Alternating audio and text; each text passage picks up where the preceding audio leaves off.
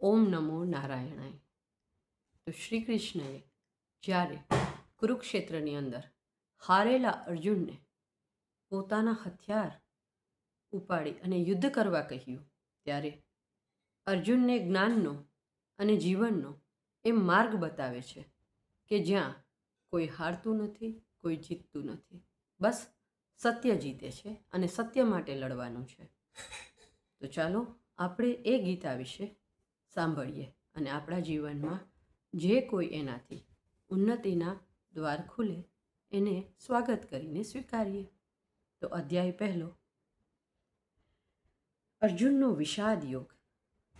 વિષાદ એટલે જ્યાં એ હારી જાય છે, એ દુઃખી થઈ જાય છે, જ્યાં એ પોતાનાઓને જોવે છે અને વિચારે છે કે આમને પણ મારીને હું શું પામીશ.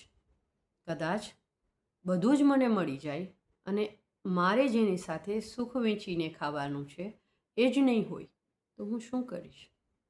તો શું એ અન્યાય કરનારાઓને જીવતા છોડી દેવા અથવા તો ના હરાવવા, એના અન્યાયને આગળ ધપવા દેવો? ત્યારે શ્રી કૃષ્ણ કહે છે કે આ તો બધા જ હણાયેલા છે, આ મરેલા છે, આના કર્મના હિસાબ તો થઈ ગયા છે. અત્યાર સુધી જે એ લોકોએ કર્મ કર્યા છે અને ભવથી જે કર્મ કરતા આવે છે એનો હિસાબ તો મેં કરી નાખ્યો છે. તું તો ખાલી આ પૃથ્વી ઉપર એનો કરતા છે. એના માટે જે સમજાવે છે એની શરૂઆત છે આ ગીતા.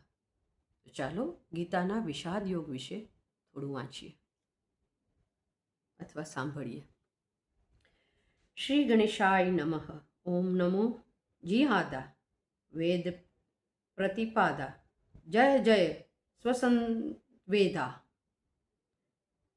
આત્મરૂપા દેવા તુંચી ગણેશુ શકલમ તિ પ્રકાશુ મહણી નિવૃત્તિદાસુ અવધારીજો જી. ઓમકાર જ પરમાત્મા હોવાના નિશ્ચય સાથે જ્ઞાનેશ્વર મહારાજ પોતાના ગ્રંથનું મંગળાચરણ કરે છે. જે ઓમકાર સૃષ્ટિનું મૂળ છે, જે વેદોનો પ્રતિપાદ વિષય છે, એને નમસ્કાર છે. એ પોતે જ પોતાને જણાવવામાં સમર્થ છે, યાની પોતાને જ જાણવામાં સમર્થ છે અને આત્માના સ્વરૂપવાળો છે. એનો જય જયકાર હો. યાની સૃષ્ટિનું મૂળ ઓમકાર છે અને ઓમકાર જ પોતાને જાણે છે. યાની એક જીવ છે એ પોતાને જાણવા માટે સમર્થ છે અને જીવ સૃષ્ટિનું મૂળ છે. એ પણ યાદ રાખજો, કોઈ પણ જીવ હોય.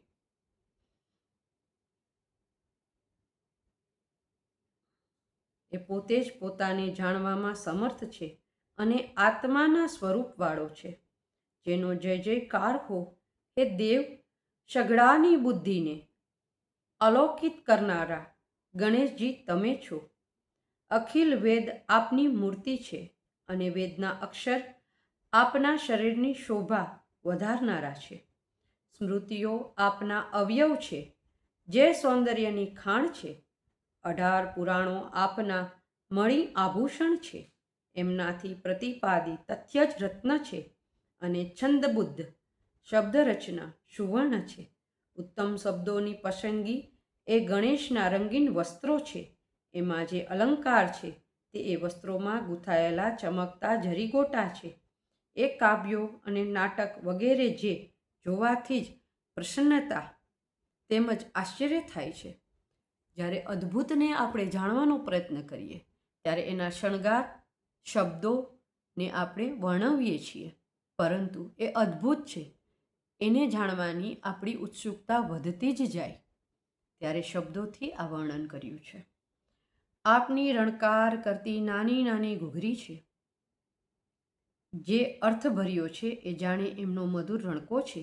એક પ્રકારના તત્વાર્થ તથા તેમની કુશળતાને જો બરાબર સમજવામાં આવે તો એ કાવ્યદિરૂપ ઘૂઘરીઓ સાથે ઝળહળતા રત્ન છે. એમાં વ્યાધિ ઋષિઓની બુદ્ધિભાવ જ ગણેશજીની કમર પર ઝૂલતો કંદોરો છે, જેની ટીકીઓ નિર્મળપણે ચમકતી રહે છે. ષડદર્શન શાસ્ત્ર ઓમકાર રૂપ ગણેશના 6 હાથ સમાન છે અને તેમાં પ્રદર્શિત અલગ અલગ અભિપ્રાય હાથોમાં ધારણ કરેલા જુદા જુદા શસ્ત્રો જેવો છે.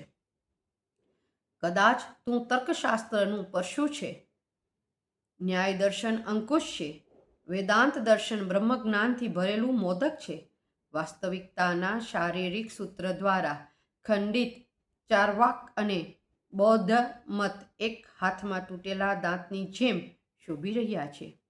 વરદાતા હાથ છે અને એ સત્કારવાદ એ બ્રહ્મવાદ જેવો શોભે છે, જેનાથી ધર્મ અને પ્રતિષ્ઠા સ્થપાય છે.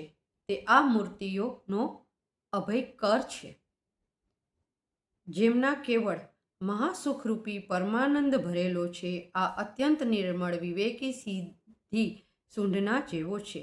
એ જ પ્રમાણે આ ગુરુ શિષ્ય સંવાદ ધવલદત્ત છે.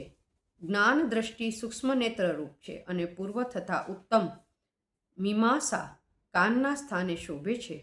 બોધામૃત ગંડસ્થળમાંથી નીકળતો મધ છે અને એ સેવાનાર મણિગણ ભ્રમર જેવા છે. દૈત્ય તથા અદૈત્ય સિદ્ધાંત દૈત્ય અથવા અદૈત્ય સિદ્ધાંત ભ્રમરની જેમ શોભે છે. જ્ઞાનમ કરંદથી પરિપૂર્ણ ઉપનિષદ રૂપી સુગંધી પુષ્પો મુગટ પર સુંદરતાની શોભે છે અને વૃદ્ધિ કરે છે. ઓમકારનો આકાર બંને ચરણો બરાબર છે. ઓમકાર વિશાળ ઉદર છે અને મકાર બધા અવયવમાં શ્રેષ્ઠ મસ્તક રૂપ છે. આ ત્રણેય એકમ થઈને એમાં શબ્દ બ્રહ્મનો સમાવેશ થતાં ઓમકારનું સ્વરૂપ બની જાય છે. આદિ બીજને હું ગુરુ કૃપાથી નમસ્કાર કરું છું.